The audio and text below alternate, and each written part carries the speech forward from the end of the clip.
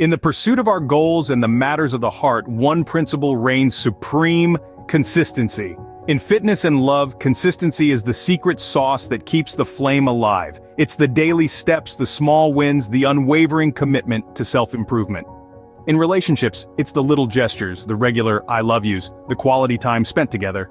In fitness, it's the dedication to a balanced diet, the meal preps, the mindful choices. In love, it's weathering storms, embracing imperfections, growing stronger as a team.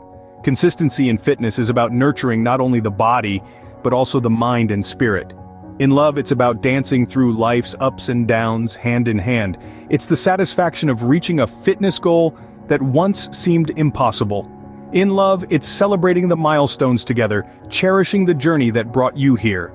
Consistency means showing up, even when it's hard, even when you'd rather stay in bed. In the end, it's the consistency in love that turns fleeting moments into a lifetime of memories. So whether you're chasing fitness goals or building a lasting love, remember this: consistency, your greatest ally.